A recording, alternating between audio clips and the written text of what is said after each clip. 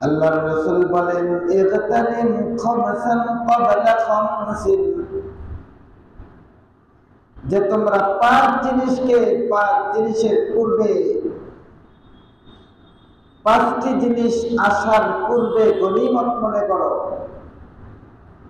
শাবাবাকা ক্বাবলা হারামিক, তাহলে এক নম্বর আল্লাহর রাসূল গনিমত মনে করতে বলেছেন। যৌবনকালকে গনিমত মনে করতে বলেছেন বার্ধক্য আসার পূর্বে। সুস্থতাকে গনিমত মনে করতে বলেছেন অসুস্থতা আসার পূর্বে। সচ্ছলতাকে গনিমত মনে করতে বলেছেন অসচ্ছলতা আসার পূর্বে। আর ৪ নাম্বার আল্লাহ রাসূল সাল্লাল্লাহু আলাইহি সাল্লাম বলেন ওয়া ফারাগাকা ক্বাবলা শুগলিক। আজকের মূল আলোচ্য কথা এই জায়গায়, ওয়া ফারাগাকা ক্বাবলা শুগলিক, তোমার সুযোগকে কাজে লাগাও, গনিমত মনে করো ব্যস্ততা আসার পূর্বে, সুযোগ হাতছাড়া হওয়ার পূর্বে। তোমার অবসর সময়কে কাজে লাগাও ব্যস্ততা আসার পূর্বে। এই এক হাদিসের মধ্যে অনেক কিছু ঢুকানো আছে একটা কথার মধ্যে। আজকে আমার সুযোগ আছে, আমি নামাজ পড়ার, কালকে আমার এমন ব্যস্ততা চলে আসছে। অনেক মানুষ বড় লোক আছে, টাকাওয়ালা মানুষ, কোন আলেমদের দরবারে গিয়ে দুই চারটা কথা শোনার মতো সুযোগ নেই। বিশেষ হয় না আপনাদের? অনেক মানুষ আছে। আজকে এক কোটিপতির সাথে সকালবেলা কথা,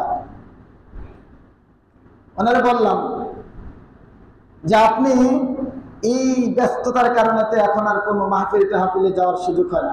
না, এই সম্পদই আল্লাহ তাআলা পছন্দ করেন না। কারণ হলো এই সম্পদ আর এই ব্যস্ততার কারণে আজকে আপনি দিন শেখা থেকে দূরে রয়েছেন। তারপর বললে এখন কি করা যায়?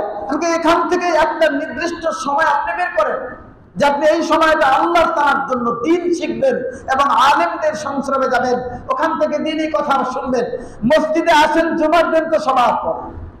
আপনাদেরকে বলতেছি না, ওই লোকটা আমার প্রিয় মানুষ, ভালোবাসে, তাকে ওরকম ভাবে বলা হয়েছে। তখন ওই লোকটা বললো আসলে এই অঞ্চলে কত বড় বড় আলেম আসে, ওনারা চলে মার্সিডিজ গাড়িতে, আর ওনারা কি যায় ওই চাটাইতে বসে আওয়াজ শুনতে পারবে বলেন? আর যদি ওনাদেরকে অতিথি দেওয়া হয় তো ওখানে যে ভাত খান সব খান থাকে এমন যে সবাই আমারে দেখুক, জামা সোজা করে, এইটা সোজা করে, ওইটা সোজা করে, ও শুনবে কি?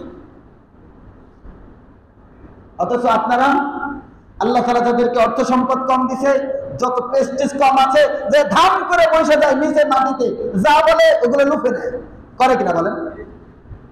এই জন্যই তো জান্নাত আর জাহান্নাম দুইজনে বাদাবাদি লাগবে।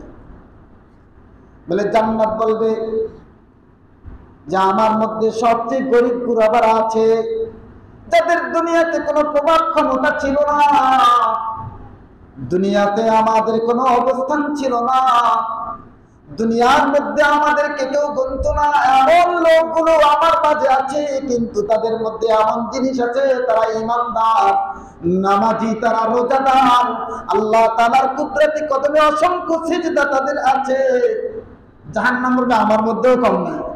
বলে আমার মধ্যে আছে মুতাকাব্বির, সবচেয়ে অহংকারী, দাম্ভিক, বলে সবচেয়ে অর্থশালী বড় লোক, এরা আমার মধ্যে আছে।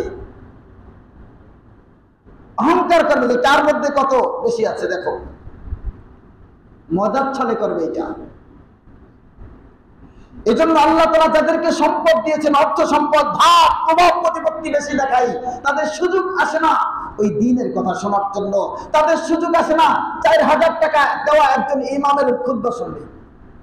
ইমামের বেতন তো আমরা দিই, ইমামের বেতন তো আমরা দিই, অথচ সরদার দো আলম সাল্লাল্লাহু আলাইহি সাল্লামের বক্তব্য শোনার জন্য, একটা কথা লুফে নেওয়ার জন্য ওই জমানার যত বড় বড় অর্থনীতিবিদরা ছিল তারা এসে পড়ে যেত। আবু যর গিফারী রাদিয়াল্লাহু তাআলা আনহু একটা জায়গার গভর্নর, বলে ওই জায়গায় তারা লিস্ট করে যে কে কে যাকাতের মাল খেতে পারে, সহযোগিতা দিতে পারে, তাদের লিস্ট করো। তো ওই গভর্নরের নামটা ওইটার মধ্যে দিয়ে দিচ্ছে। সুবহানাল্লাহ বলেন। তার মানে ওই গভর্নরও দরিদ্রদের কাতার।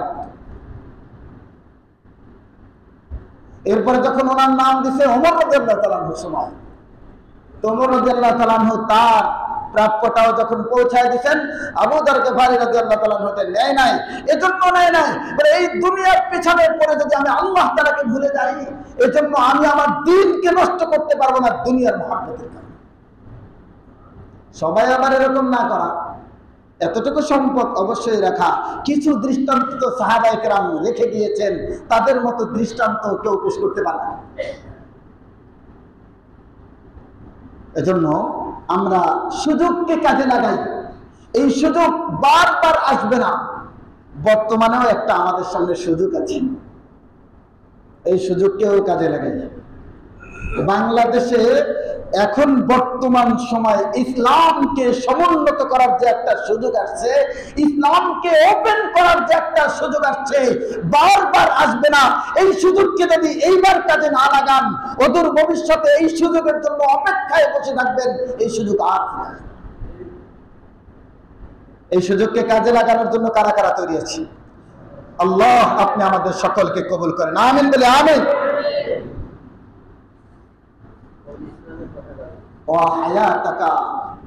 وحياتك قبل موتك وحياتك قبل موتك। 5 নাম্বার আল্লাহর রাসূল বলেন, তোমরা তোমাদের হায়াতকে কাজে লাগাও মৃত্যু আসার পূর্বে। বলেন এই একটা জিনিস একটা থেকে আরেকটা, এক একটা বিষয়ের উপরে আলোচনা করলে এক এক গুণ দরকার। যৌবনকে কাজে লাগাতে বলছেন বার্ধক্য আসার পূর্বে, সুস্থতাকে কাজে লাগাতে বলছেন অসুস্থতা আসার পূর্বে, ধনাত্মতাকে কাজে লাগাতে বলছেন অসচ্ছলতা আসার পূর্বে, দারিদ্রতা আসার পূর্বে। অবসর সময়কে সুযোগকে কাজে লাগানোর নির্দেশ দিয়েছেন ব্যস্ততা সুযোগ হারানোর পূর্বে। আর হায়াতকে কাজে লাগানোর নির্দেশ দিয়েছেন, গনিমত মনে করতে বলেছেন মৃত্যু আসার পূর্বে।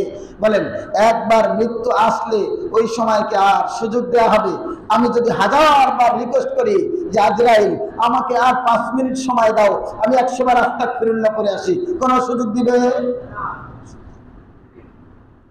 আল্লাহ রাব্বুল আলামিন আমাদের সকলকে 5 জিনিসকে গনিমত মনে করার তৌফিক দান করেন।